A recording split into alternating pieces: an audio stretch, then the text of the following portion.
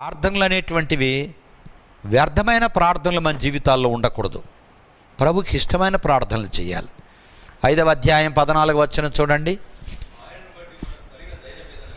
మొదటి యోహాను పత్రిక 5వ అధ్యాయము 14వ వచనం చూడండి ప్రియులారా. ఆయనను బట్టి మనకు కలిగిన ధైర్యం ఏదనగా, అట్లడుగు సార్, అట్లడుగు. ప్రభువా నిశ్చితానుసారంగా నాకివ్వు నాయనా, నిశ్చితానుసారంగా నాకివ్వు ప్రభువా. నా ఇష్టాలని కొట్టేయి, నీ ఇష్టానుసారంగా ఇవ్వు. ఈ దినాల్లో చాలామంది వచ్చి నా దగ్గర అడుగుతుంటారు, అన్నా నాకు మంచి మంజీరా వాట ఉండేది, ఇంగ్లీష్ మీడియం స్కూల్ ఎక్కడుంటుందో అక్కడ నన్ను పోస్టింగ్ అయ్యన్నా. నువ్వు దేనికి వచ్చినావురా పిచ్చోడా? నువ్వు సేవకు వచ్చినావా, సావుకు వచ్చినావా? నీకు రిజర్వేషన్స్ ఎందుకో? యేసయ్య నిన్ను కొనేసుకున్నాడు కదా, కొనేసుకున్నటువంటి యేసయ్యకు తెలియదా? ఎందుకంటే ఈ దినాల్లో మనుషులు గర్విష్ఠులు. కొంచెం బోధ ఎక్కువైతే, ధనం ఎక్కువైతే, బలగం ఎక్కువైతే వెంటనే వాళ్ళ దైవ చిత్తం నుండి తొలగిపోతారు. మళ్ళీ దేవుని పేరే చెప్తారు.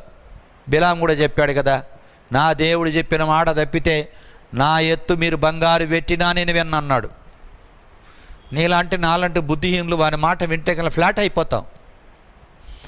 అలా బోధ చేస్తాను మనుషులను మోసగించడానికి దినాలు సేవకులు కూడా చాలామంది. అంటే నేను కూడా అదే సేవకుడు అని చెప్పి అనుకుంటే అనుకోను, నాకేం అభ్యంతరం లేదు, అనుకుంటే మంచిదే. ఎందుకంటే నీ బోధలు చూస్తే మనుషులు ఫ్లాట్ అయిపోతున్నారు. నేను చేసుకోలేనా బోధ, నాకు కూడా వచ్చు బోధ అంటావు. ఒరే పిచ్చోడా, నీకు కాదు బోధ, దయ్యాలకు కూడా బోధవచ్చు భయ్, దయ్యాలకు కూడా బోధవచ్చు. నేను చెప్పమంటే చెప్తాను, నీకు లేఖనాలు ఎత్తి చూపిస్తాను. ఎందుకు కంగారు పడతావు? బోధ చేసినంత మొత్తం పెద్ద హీరో ఎవడు కాదు. ప్రభు చిత్తంలో ఉండాలి. ఆ ప్రభు చిత్తం కోసం ఎదురు చూసే వ్యక్తికి సొంత ఇష్టాలు ఉండవు. No own desires. ఎక్కడ పంపించాడబోతా. అదే దైవజనుడు భక్సింగ్ గారు ఆ దినాల మొదటి తరంలో ఈ సహవాసంలో సేవ చేసిన గొప్ప గొప్ప వాళ్ళని అందరినీ కూడా ఆ రీతిగా తర్ఫీదు చేశాడు. దైవజనుడు అరవిందం గారు ఎప్పుడు చెప్పేవాడు, బాబు నా జీవితంలో నేను పడిన కష్టాలు ఇంతంత కాదయ్యా అన్నాడు.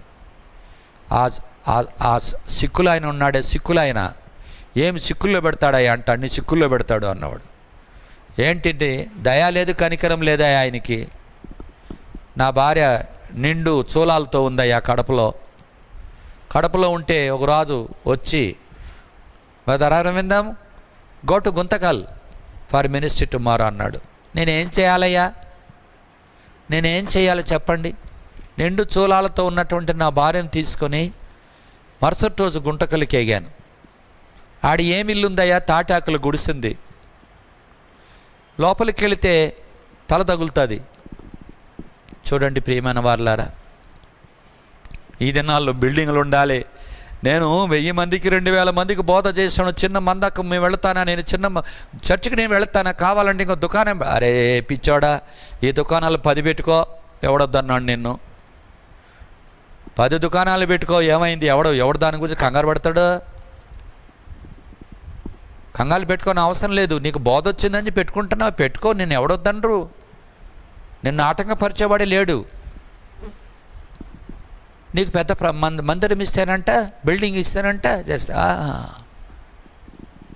ఇదే నీ సేవ? అట్లా కాదు. అందుకని అరవిందం ఆ దైవజనుడు అనేక మందికి ఆత్మీయమైన తండ్రి అయ్యాడు. అనేక మంది సేవకులకు తగినటువంటి హెచ్చరికలు ఇచ్చాడు. ఆయన బోధ అని చెప్పనంటే చెవులు ఇక్కబొడుచుకొని వినడానికి వస్తారు. అలాంటి గొప్ప దైవజనుడు కూడా ఆయన. ఎందుకనంటే ఆ సిక్కులు ఆయన నేర్పించినాడు అయ్యా అనేవాడు. అలా నేర్పించినాడు. గో దేర్ అంటే గోల్ అంతే.